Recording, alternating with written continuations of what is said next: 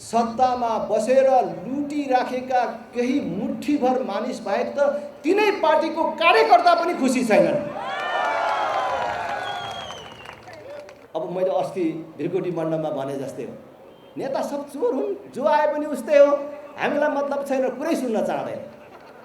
अनि त्यो गाउँको कुन चाहिँ बाठोलाई यो ठुलो पार्टी भन्नेले किन्छ, अनि त्यसले बोइलर र यसोमा सिद्ध्याइदिन्छ।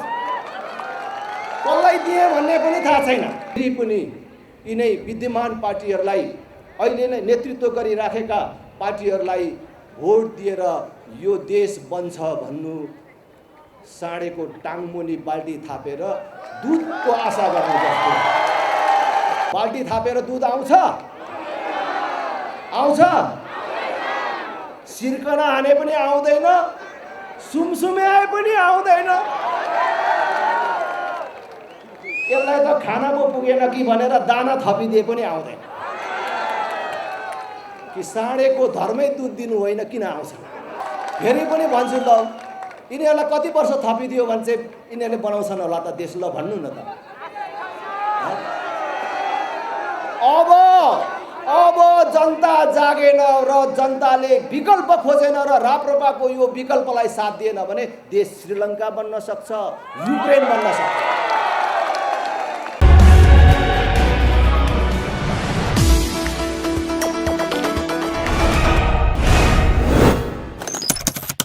हाम्रा देवी देवता समान जनतासँग प्रत्यक्ष रूपमा भेटघाट गर्न देशका विभिन्न भागमा यस प्रकारका कार्यक्रमहरूको आयोजना गर्दै हामीले पूर्वको इलामदेखि पश्चिमको दोधरा चाँदनीसम्म पुगेर आज यहाँ आइपुगेका छौँ। आज यहाँ राजधानीमा छिर्दाखेरि तपाईहरुको यो अपार उपस्थिति, तपाईहरुको यो सद्भाव देखेर हामी अत्यन्त हर्षित र गौरवान्वित भएका छौँ। तपाईहरु सबै देवी देवताहरुमा राष्ट्रिय प्रजातन्त्र पार्टीको तर्फबाट सादर अभिवादन व्यक्त गर्न चाहन्छु। हामी देशभरि भन्दै हिँडेका छौँ र आज यहाँ पनि भन्न चाहन्छौँ, देश हाम्रो सामान्य आँखाले देखे जस्तो सामान्य अवस्थामा छैन।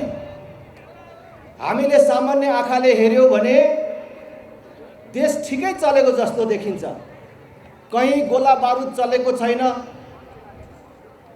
बन्द हडताल नारा जुलुसहरू छैनन्, ठिकै त चलेको छ नि भन्ने जस्तो देखिन्छ। तर फेरि पनि भन्छु, हाम्रो सामान्य आँखाले देखे जस्तो देशको अवस्था छैन। देश इतिहासकै एउटा कठिन क्षणबाट अगाडि बढिराखेको छ। हामीले त्यसलाई ठीक ढंगले अनुभूत गर्न सकेनौं र ठीक ढंगले हामीले निर्णय लिन सकेनौं भने देशले असफल राष्ट्रको नियति बिहोर्न पर्न सक्ने अवस्थाहरू देखिन थालेका छन्। त्यसको बारेमा पूर्ववक्ता नेताहरूले पनि धेरै कुराहरू भनिसक्नु भएको छ। आज हामीले देशमा जबरजस्त गणतन्त्र, धर्म निरपेक्षता, संघीयता स्वीकार्दाखेरि हामीलाई के भनिएको थियो र आज देशको अवस्था के छ? आज यो गणतन्त्र, धर्मनिरपेक्षता, संघीयता आएको यो 15-17 वर्षको समयको कुरा मात्र होइन। 2046 सालको राजनीतिक परिवर्तनपछि निरन्तर रूपमा यो देश केही सीमित राजनीतिक दल र तिनका पनि केही सीमित नेताको मुठ्ठीमा कैद भएको छ। देश हामीले बुझ्ने गरी भन्ने हो भने कांग्रेस, एमाले, माओवादीको अघोषित गठबन्धनको शिकार भएको छ।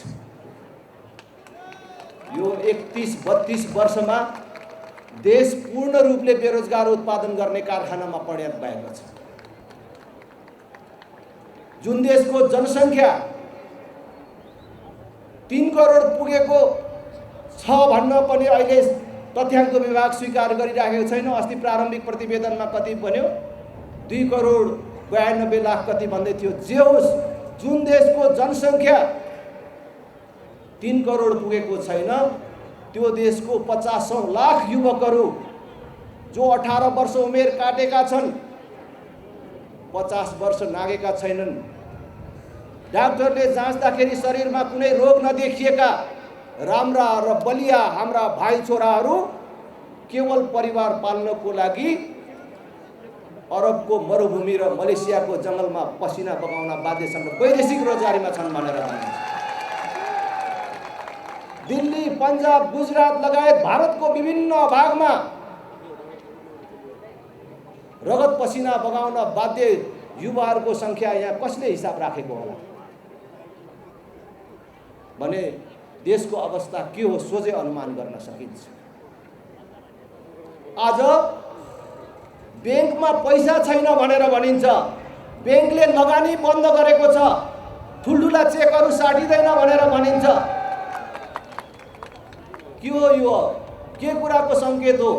नोट कहाँ गयो होला? नोट ब्याङ्कमा नहुनुको अर्थ कहाँ गयो होला?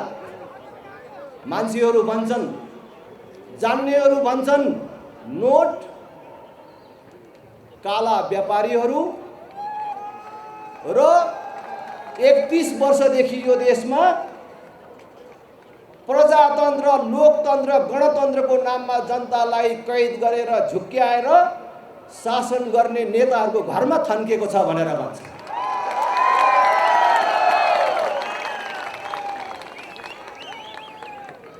नत्र भए कहाँ गयो नोट? र ब्याङ्कमा छैन, किन ब्याङ्कले लगानी गर्न सक्दैन? आज यो सामान्य स्थिति होइन। अहिले विकास निर्माणका सारा योजनाहरू रोकिएका छन्।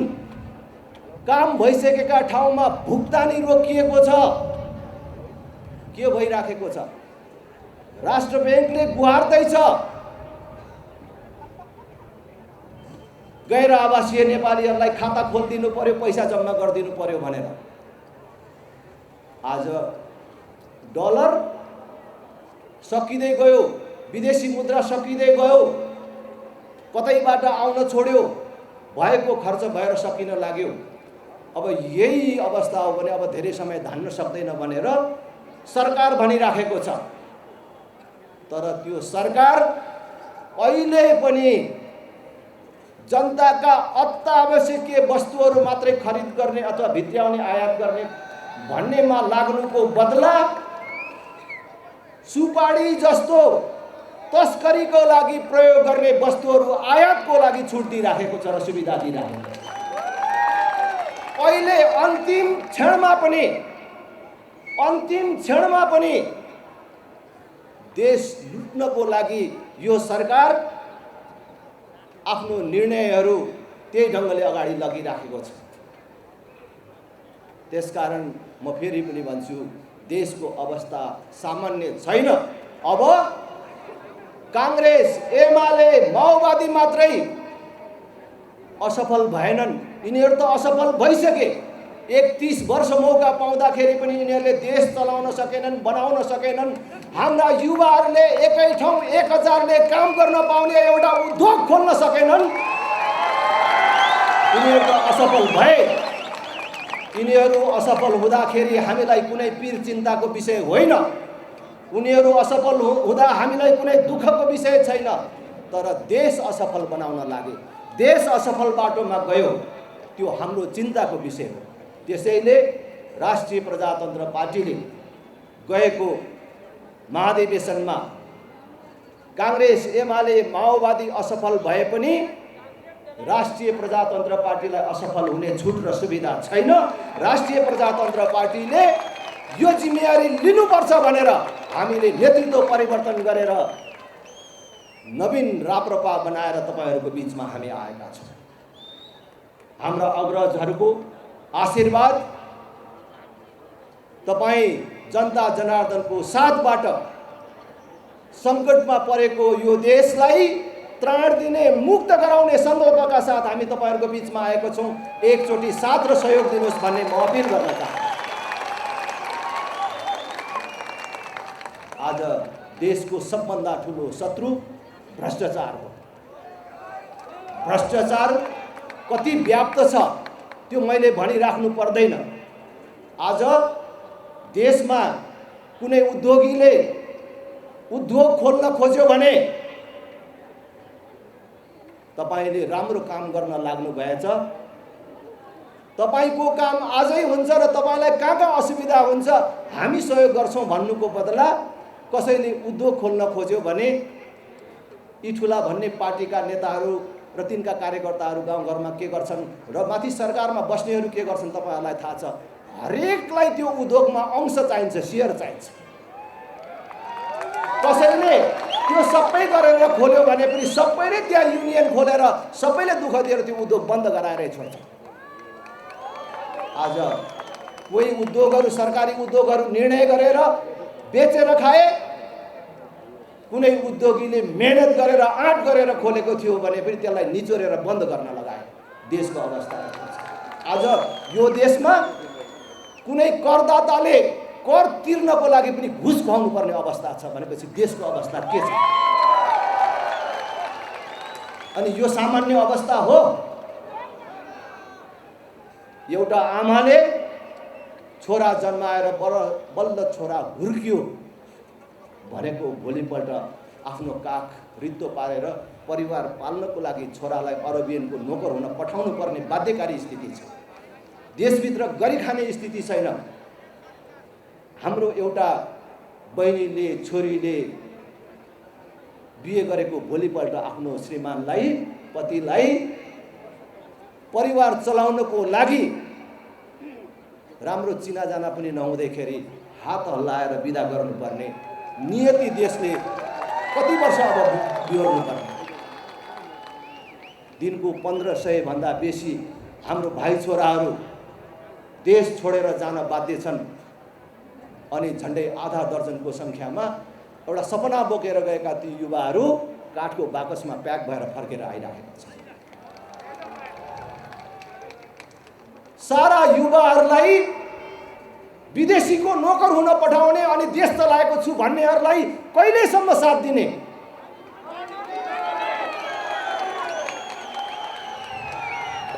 त्यसैले आमा बुबा, दिदीबहिनी, दाजुभाइहरू, हामीलाई अब समय छैन। हामीलाई पर्खने समय छैन।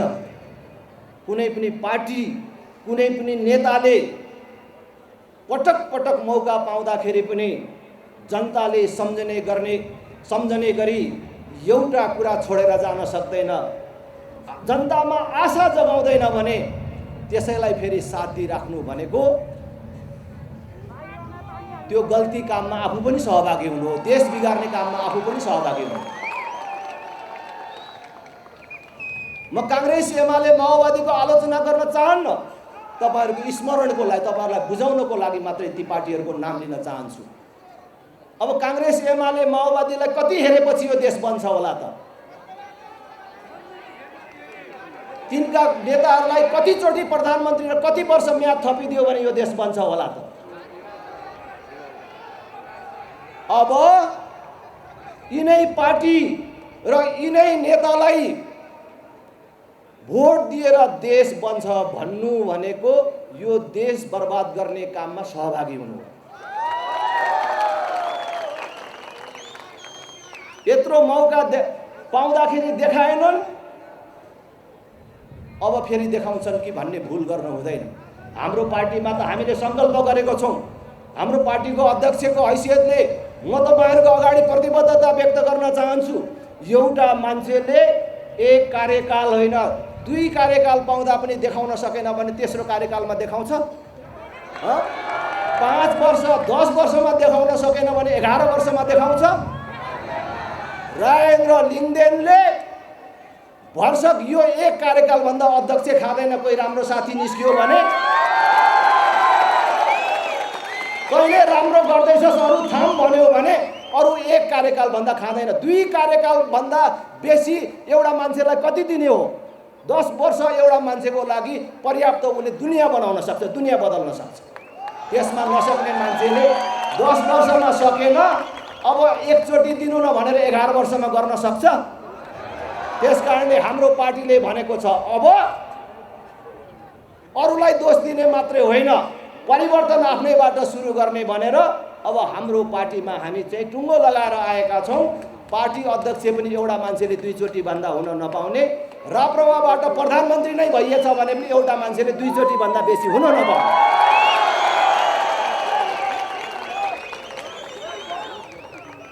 हामी एउटा संस्कारको, एउटा इमानको राजनीति स्थापना गर्न चाहन्छौँ। त्यसकारण म तपाईहरु सबैलाई फेरि पनि निवेदन गर्छु, कोही कांग्रेसी जनहरू हाम्रो कुरा सुनिराख्नु भएको होला, प्रत्यक्ष प्रसारण मार्फत कांग्रेस एमाले माओवादीमा रहेका धेरै दिदीबहिनी दाजुभाइहरूले पनि हामीलाई सुनिराख्नु भएको होला, राप्रपाले के भन्छ भनेर हामीतिर आँखा लगाइराख्नु भएको होला, कान दिइराख्नु भएको होला। मैले गाउँघरमा जाँदाखेरि धेरै कांग्रेस एमाले माओवादीका मित्रहरूलाई भेट्छु, अग्रजहरूलाई भेट्छु। उहाँहरूले भन्नुहुन्छ, राजेन्द्र कुरा तिमीहरूको ठिकै छ, हाम्रो नेताहरूले काम नगरेकै हो। नेता हाम्रो भन्नु मात्रै, चोरै पो हुन्, बदमास हुन्, भ्रष्टाचारी छ। तर के गर्छौ राजेन्द्र? हाम्रो बाजेको पार्टी हो, बाउको पालादेखिको पार्टी हो, विद्यार्थीदेखि लागेको पार्टी। हेर यत्रो लेबी तिरियो, पुलिसको कुटाई खाइयो, यत्रो जेल बसियो, के गर्ने? भोट दिने बेलामा आफ्नो चिन्ह भन्दा अर्कोतिर हात जाँदैन भनेर भन्नुहुन्छ। यो व्यथा पहिले मेरो कुरा सुनिराखेका कांग्रेस एमाले माओवादीका साथीहरूमा पनि होला। म भन्छु, अब हामीलाई समय छैन। मैले भन्दैछु, अब हामीलाई समय छैन। हामीले यही यथास्थितिलाई निरन्तरता दिइराख्यौँ भने अब अरूलाई मात्रै दोष दिएर हुँदैन। यो देश बिगार्ने काममा हामी पनि सहभागी भएको ठहरिन्छ। अब यिनै पार्टीलाई भोट दिनु भनेको आफू बिग्रिनु मात्रै होइन, आफ्नो भावी सन्तति र देशको भविष्य समेत बर्बाद गर्ने काममा सहभागी हुनु हो। त्यसकारणले त्यो गल्ती नदोहोर्याउँ भन्ने कुरा आग्रह गर्न चाहन्छु। म आजकल कल्पना गर्छु, यसो सम्झिन्छु, राप्रपाका साथीहरू थोरै भए पनि आजकल कति आनन्द साथ सुत्नुहुन्छ होला। आहा, मैले सम्झिन्छु, किनभने 62-63 को राजनीतिक परिवर्तनपछि जुन बेला हामीले यो देशमा राजा चाहिन्छ, हिन्दू राष्ट्र चाहिन्छ, यो 3 तहको सरकार चाहिँदैन भनेर भन्दाखेरि हाम्रो जिब्रो थुतिन सक्ने अवस्था थियो। हामी सामाजिक रूपमा बहिष्कृत भएका थियौँ। दुनियाँमा जातीय छुवाछुत र भेदभावको अन्त्य भयो भनिएको बेला, संवैधानिक रूपमै कसैलाई जातको आधारमा छुवाछुत र भेदभाव गरियो भने त्यो दण्डनीय हुन्छ भनेर भनिएको बेला हामीलाई राजनीतिक रूपमा छुवाछुत र भेदभाव गरिएको थियो। हाम्रो साथीहरूले गाउँमा बहिष्करणको शिकार बन्नु परेको थियो, बिहे बटुलो जन्ती मलामीमा वञ्चित हुनु परेको थियो। त्यति कष्ट सहेर जोगाएको विचार आज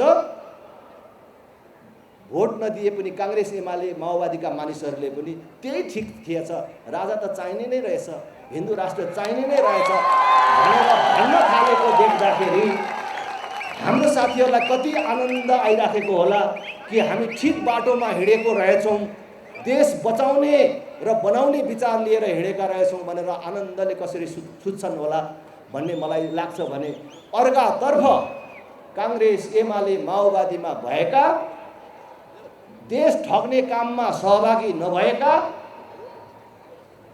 कांग्रेस एमाले माओवादीमा भए पनि देशलाई माया गर्ने, देश बनेको देख्न चाहने मान्छेहरूलाई रातमा कस्तो ऐठन हुन्छ होला जस्तो लाग्छ।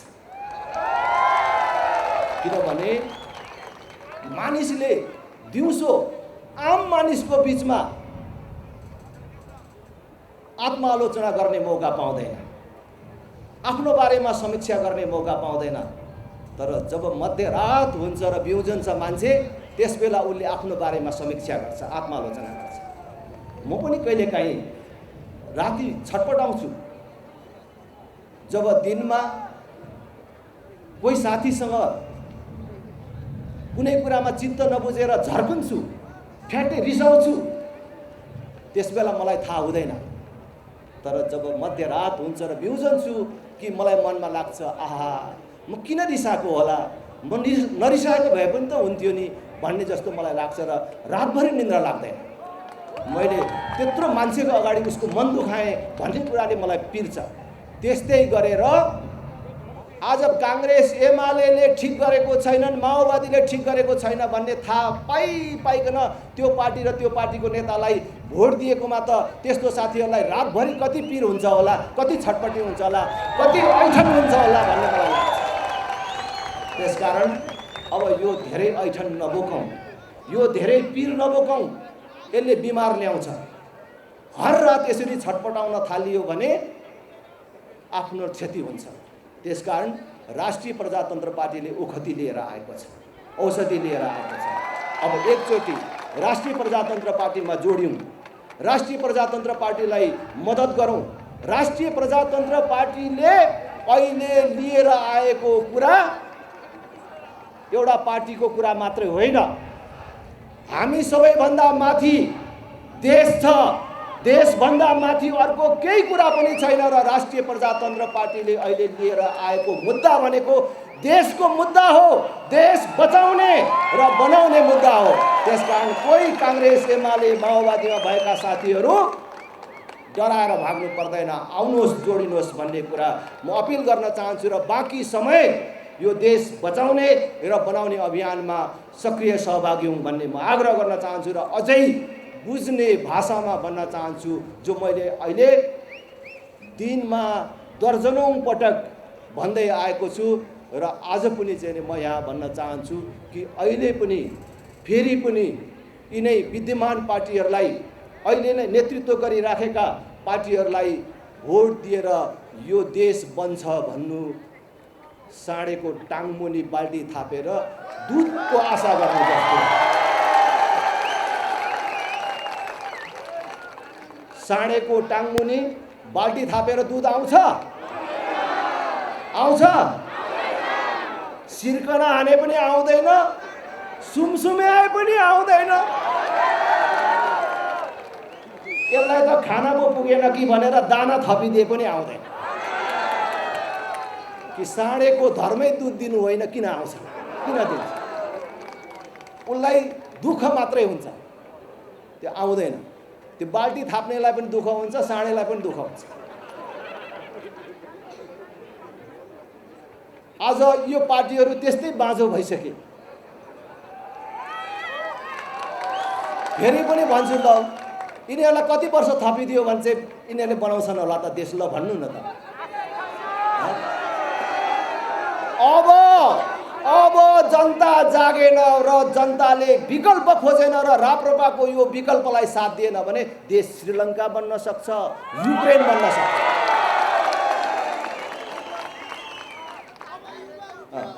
तपाईहरुले सुन्नु भएको छ?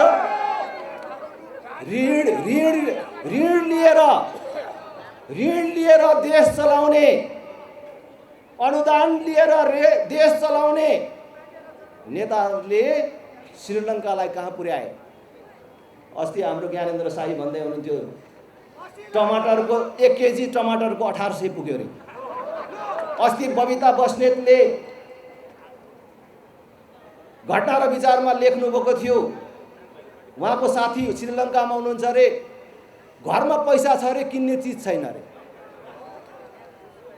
सरकारसँग ब्याङ्कमा पैसा नभएर, सरकारी ढिकुटीमा पैसा नभएर, कागज र मसी किन्ने पैसा नभएर, किन्न नसकेर विद्यार्थीको परीक्षा रोकियो रे। त्यही बाटोमा अहिले हाम्रो देश गइराखेको छ। यो राजेन्द्र लिङ्गदेनले भनेको होइन, अर्थ मन्त्रालयले भनेको, राष्ट्र ब्याङ्कले भनेको, यो देशका बुद्धिजीवीहरूले भनेको। अब हामीले ठुलो पार्टी मानेका, देशको सत्ताको साँचो दिएकाहरूले देश जोगाउँदैनन् भने जनता सडकमा आएर जोगाउनु पर्यो कि परेन? एउटा खुसीको कुरा, एउटा संयोग परेको छ। यो चोटि हामी सडकमै गएर यिनीहरूलाई उल्टाउन हामी बाध्य हुने थियौँ। तर अहिले आवधिक निर्वाचन यही एउटै वर्षभित्र हुँदैछ। तीनटै तहको, स्थानीय तह, प्रदेश, प्रतिनिधि सभा। वैशाख 30 गते स्थानीय तहको निर्वाचन हुँदैछ। आउने हिउँदमा प्रदेश तथा प्रतिनिधि सभाको पनि निर्वाचन हुनेवाला छ। हामी तपाईहरुलाई, यी पार्टीहरूले, यी नेताहरूले बेइमानी गरे, यिनीहरूलाई बाटो छेक्नुहोस्, ढुङ्गा हान्नुहोस्, कालो मोसो दल्नुहोस्, आक्रमण गर्नुहोस् भन्न आएको होइन र हामी भन्न चाहदैनौँ र हामी हिंसामा विश्वास गर्दैनौँ। यो एक वर्षभित्र हुने तीनटै तहको निर्वाचनमा यिनीहरूको बाकस खाली गरेर देखाइदिनुहोस् भन्ने अपील गर्दछु।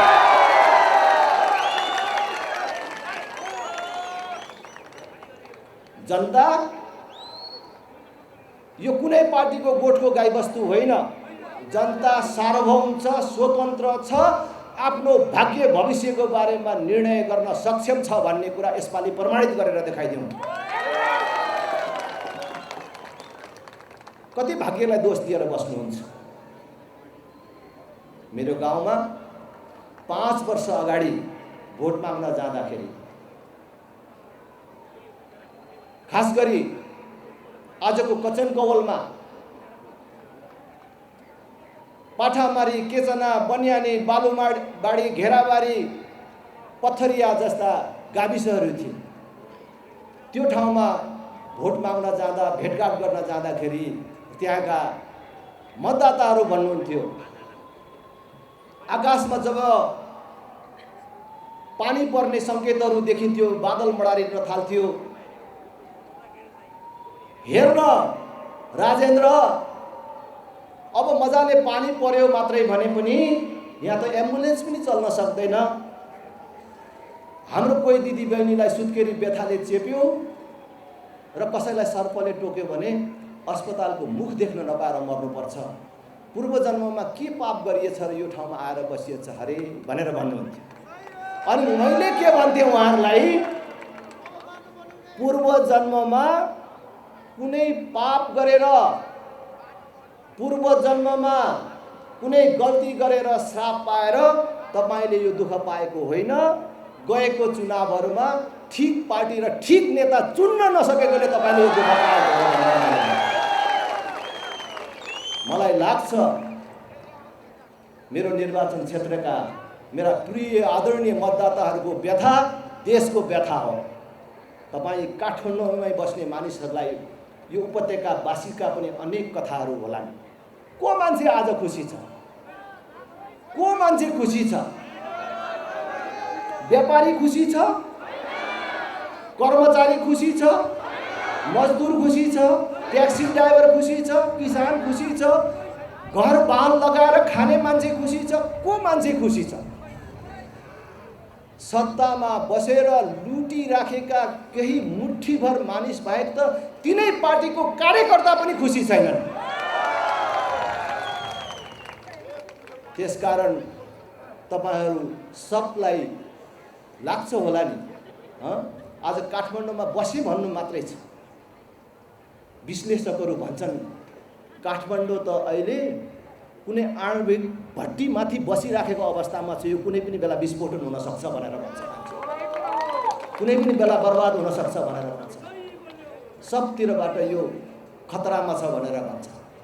भनेपछि तपाईहरू पनि भाग्यलाई दोष दिनुहुन्छ होला। किन नेपालमा चाहिँ एउटा राम्रो नेता जन्मेन? किन नेपालमा चाहिँ एउटा राम्रो पार्टी आएन? के हाम्रो भाग्यमै यस्तै लेखेको हो, दुःख पाउन लेखेको हो कि के हो भनेर भन्नुहुन्छ होला। तर याद गर्नुहोस्, तपाईँ काठमाडौँवासी, उपत्यकावासीहरूलाई पनि म भन्न चाहन्छु, मेरो पार्टीको तर्फबाट भन्न चाहन्छु, दोष ती पार्टी, ती नेताहरूको मात्रै होइन, तपाईँको भाग्यको मात्रै होइन, दोष तपाईँको हातको पनि छ।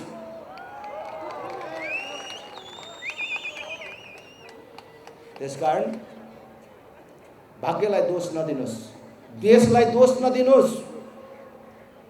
तपाईँले विगतमा गरेका गल्ती सच्याउनुहोस्। त्यो सच्याउने मौका राष्ट्रिय प्रजातन्त्र पार्टीले दिएको छ। हामीले भोटमा साह्रै ख्याल गऱ्यौँ, भोटलाई असाध्य सामान्य रूपमा लियौँ। मैले गाउँमा भन्दाखेरि गाउँका सर्वसाधारण र युवाहरूलाई भन्थेँ कि भोट त त्यो गरिबको लागि चाहियो, त्यो सर्वसाधारणको लागि चाहिने हो नेता, जसको कुनै आधार छैन त्यसको लागि हो सहयोग राज्यको, त्यो युवाको लागि हो। तर भोट आएपछि त्यही गरिब भन्ने, त्यही सर्वसाधारण भन्ने, त्यही युवा भन्ने मान्छे बरालिन्छ। तपाईँहरूले याद गर्नुभएको छ। जब हामी गरिब बस्तीहरूमा जान्छौँ के भन्छन्? अब मैले अस्ति भिरकोटी मण्डपमा भने जस्तै हो, नेता सब चोर हुन्, जो आए पनि उस्तै हो, हामीलाई मतलब छैन, कुरै सुन्न चाहँदैन। अनि त्यो गाउँको कुन चाहिँ बाठोलाई यो ठुलो पार्टी भन्नेले किन्छ, अनि त्यसले बोइलर र यसोमा सिद्ध्याइदिन्छ। कसलाई दिए भन्ने पनि थाहा छैन, कसलाई दिए भन्ने पनि थाहा पाउँदैन। तर मैले सधैँ भन्ने गरेको छु, चुनाव त्यही गरिबलाई चाहिन्छ, नेता पार्टी त्यही गरिबलाई चाहिन्छ। जबसम्म सही पार्टी र सही नेता चुनिँदैन र पाउँदैन, तबसम्म त्यो गरिबको उत्थान कहिले पनि हुँदैन। कसले गर्छ? कुनै व्यक्तिले गरिदिने कुरा होइन, राज्यले गर्नुपर्ने हो। राज्यमा ठिक मान्छे पठाउनु पर्यो। तर त्यही गरिब जसलाई राज्यको सहयोग चाहिएको छ, भोटको बेला बिग्रिन्छ। त्यसकारण म आज तपाईँहरूलाई अपिल गर्न चाहन्छु, भोट दिने भन्ने कुरा सानो कुरा होइन। अघि डाक्टर साहबले पनि भन्नुभयो, भोट दिने भन्ने कुरा त छोडिदिने भन्दा पनि ठुलो कुरा हो। कसैले भन्न सक्नुहुन्छ छोडिदिनुभन्दा अगाडि कतिचोटि सोचिन्छ? एकचोटि, दुईचोटि, 5 चोटि, 10 चोटि होइन, 1000 चोटि सोच्नुहुन्छ। जब छोडिदिने कुरा सुरु हुन्छ, रातभरि निद्रा लाग्दैन, छोरी कस्तो ठाउँमा पर्ने होला भनेर। छोरी दिन लागेको केटाको बारेमा अनेक ढङ्गले बुझ्नुहुन्छ। त्यसको बाउआमा के गर्छन्, त्यो केटो स्वयं के गर्छ, कति पढेको छ, जागिर छ कि छैन, आम्दानीको स्रोत के छ, त्यतिले मात्रै पुग्दैन।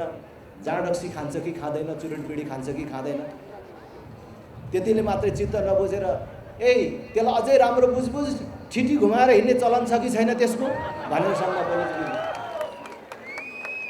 त्यति धेरै बुझेर दिएको ठाउँ पनि कहिलेकाहीँ लफङ्गाको फेला परिन्छ।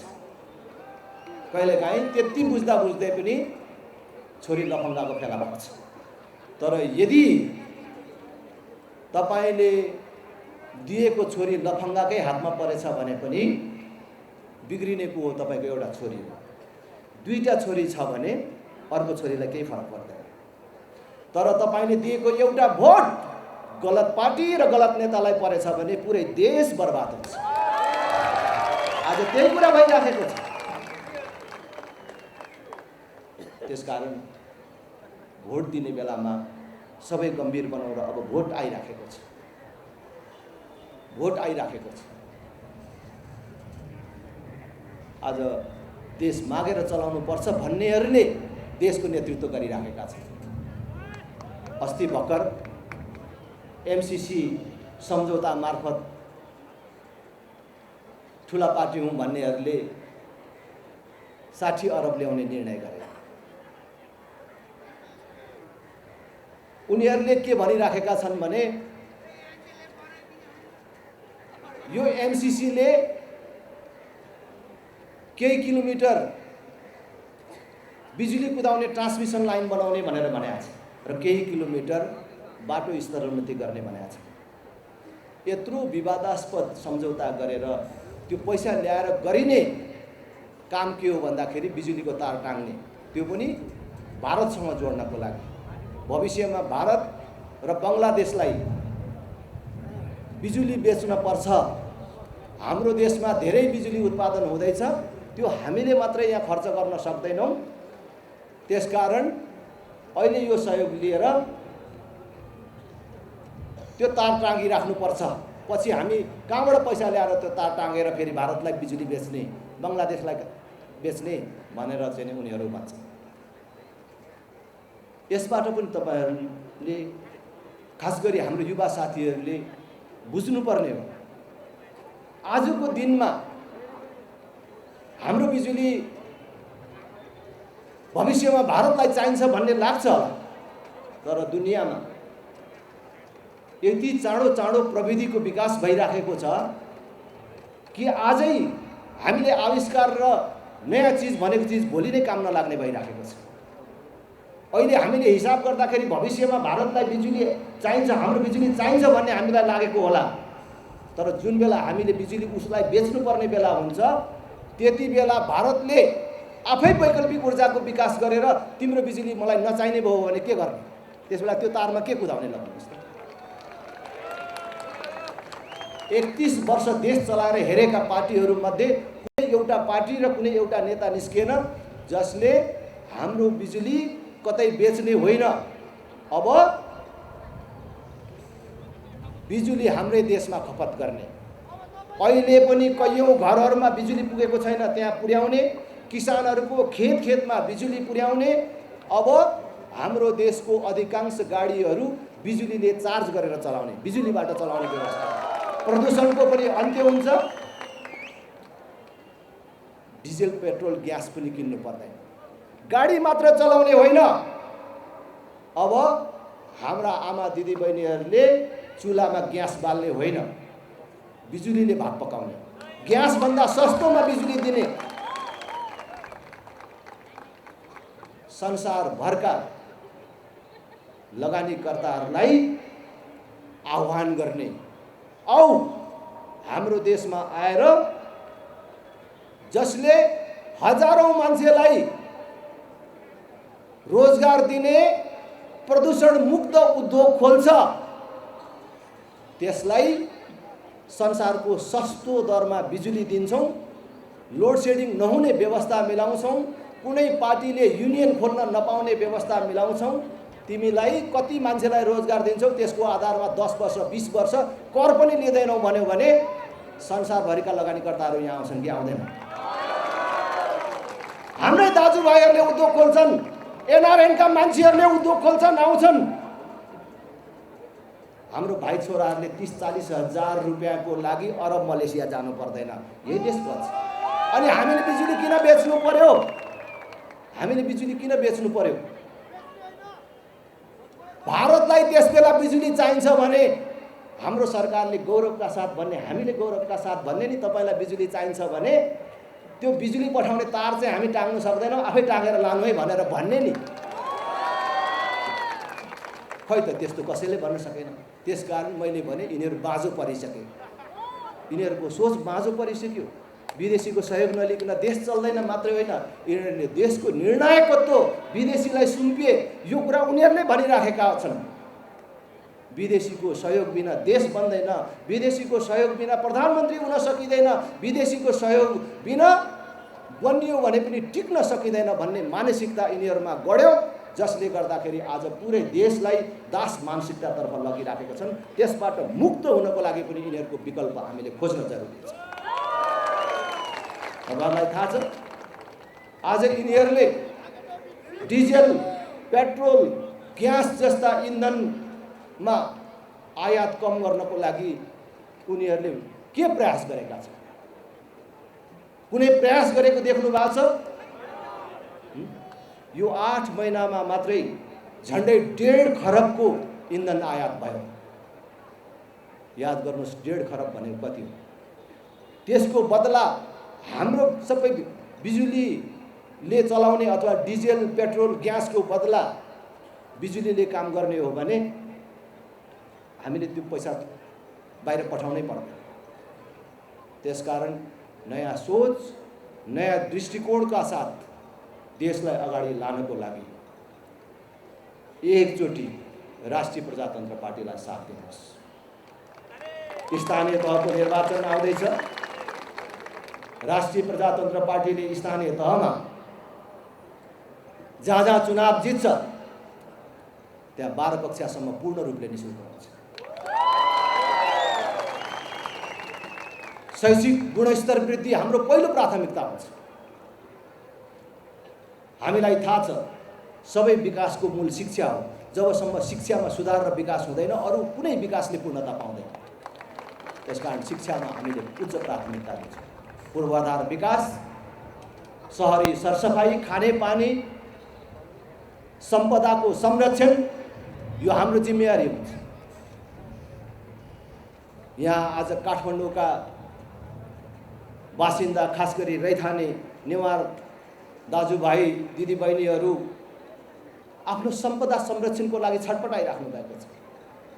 यिनै परिवर्तनकारी भन्नेहरूले, हामीलाई प्रतिगामी भन्नेहरूले जतिचोटि आफू बलियो भएको जस्तो महसुस गर्छन्, जतिचोटि आफू अब चाहिँ सक्छु कि जस्तो गर्छन्, पटक पटक यहाँको सम्पदामाथि आक्रमण गरेका छन्।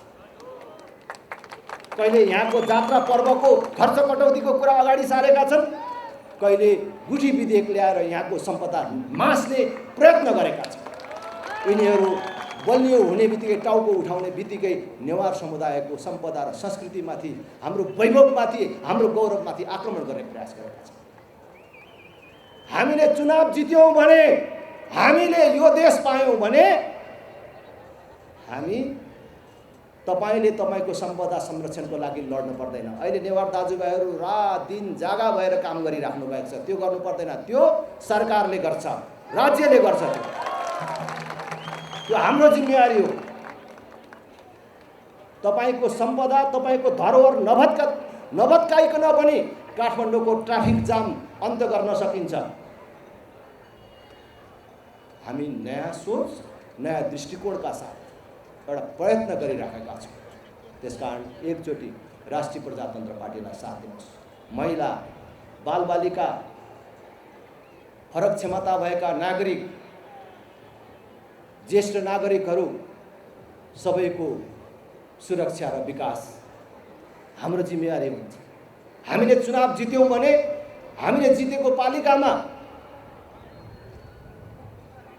ज्येष्ठ नागरिकहरूले प्राप्त गर्दै गरेको सेवा सुविधा घर दैलोमा पुर्याउने र महिनाको एकचोटि हाम्रा बाबै आमैलाई घरैमा गएर स्वास्थ्य परीक्षण गर्ने व्यवस्था पनि हामीले गर्छौँ।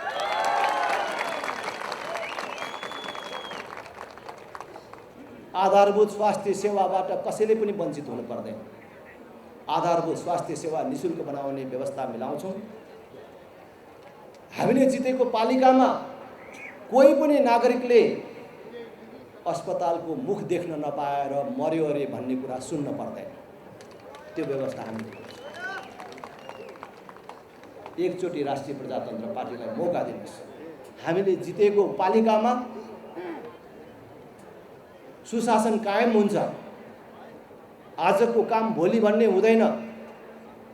हरेक जनप्रतिनिधिलाई हामीले अगाडि नै शपथ खुवाउने छौँ र बेइमान गर्न नपाउने व्यवस्था मिलाउँछौँ। तपाईँ आफै थाहा पाइराख्नु भएको छ, जुन पार्टीको अध्यक्षले संसदमा छिर्दै भनेको छु र मैले अतिरिक्त शपथ दिएको छु, भ्रष्टाचार गरेर खानु, आमाको रगत खानु सर मानेर काम गर्छु। राप्रपाको कुन चाहिँ मान्छेले राप्रपामा लागेर चुनाव जितेर भ्रष्टाचार गर्छु भनेर कल्पना गरेको होला? मलाई त्यस्तो लाग्दैन।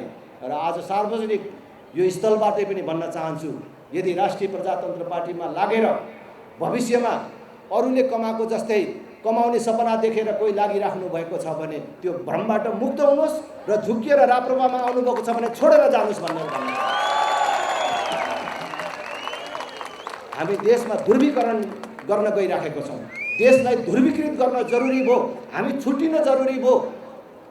भ्रष्टाचार नगर्ने, देशलाई माया गर्नेहरू, आफ्नै जीवनकालमा यो देशमा परिवर्तन र विकास देख्न चाहनेहरू राप्रपातर्फ आउने। अहिलेकै यथास्थिति ठिक छ, यो नै हो राजनीतिक दलले गर्ने काम, यही नै सबै ठिक छ भनेर भन्ने, राजनीतिलाई पेसा व्यवसाय मान्ने, राजनीतिलाई ओड्ने ओछ्याउने खाने भान्सा टोयलेट मान्नेहरू उता जानुहोस्। अब यो छुट्टिनुपर्छ। हामी एउटा ध्रुवीकरण गरेर जान चाहन्छौँ। त्यसैले तपाईहरू सबैलाई मेरो आग्रह छ, अनुरोध छ, एकचोटि राष्ट्रिय प्रजातन्त्र पार्टीलाई सहयोग गर्नुहोस्। राष्ट्रिय प्रजातन्त्र पार्टीलाई मद्दत गर्नुहोस्। राष्ट्रिय प्रजातन्त्र पार्टीलाई मद्दत गर्ने भनेको कुनै एउटा पार्टीलाई मद्दत गर्ने होइन। फेरि पनि भन्छु, यो देश बचाउने र बनाउने अभियानलाई मद्दत गर्नु र आफूलाई मद्दत गर्नु। काङ्ग्रेसमा, एमालेमा, माओवादीमा भएका साथीहरू विभिन्न जिम्मेवारीमा हुनुहुन्छ भने, त्यो जिम्मेवारीले अप्ठ्यारो पारिराखेको छ भने राष्ट्रिय प्रजातन्त्र पार्टी तपाईहरुलाई जिम्मेवारी दिन पनि उदार छ। आउनुहोस्, नअल्झिनुहोस्। आजै हजारौंको संख्यामा अत्यन्तै विशिष्ट व्यक्तित्वहरू, आफै छुट्टै राजनीतिक दल खोलेर बस्नुभएका महानुभावहरू समेत राष्ट्रिय प्रजातन्त्र पार्टीमा समाहित हुनुभएको छ। यो आज देशभरि अभियानको रूपमा चलेको छ। त्यसकारण यो अभियानमा समाहित हुन कोही पनि नछुटौं भन्ने अपिल गर्दै म आफ्नो भनाइ टुङ्ग्याउन चाहन्छु। र त्योभन्दा अगाडि तपाईहरुसँग एउटा कुरा सोध्छु। यति लामो मैले आफ्नो कुरा भने, एकचोटि तपाईहरुसँग एउटा जवाफ मागेर जान्छु। मागौं? तयार हुनुहुन्छ सबैजना? थाक्नुभयो कि यतातिर? सबैजना तयार हुनुहुन्छ? सोधौं? सोधौं? सोधौं त? अब चुनाव आउँदैछ। भोट केमा?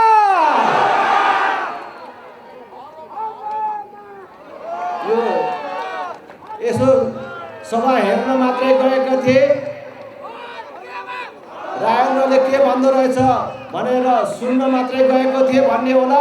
फेरि पुरै काठमाडौँ जाग्ने गरी भनौं, भोट केमा? भोट केमा? भोट केमा? तपाईहरु सबलाई धेरै धेरै धन्यवाद। जय राष्ट्र, जय जनता।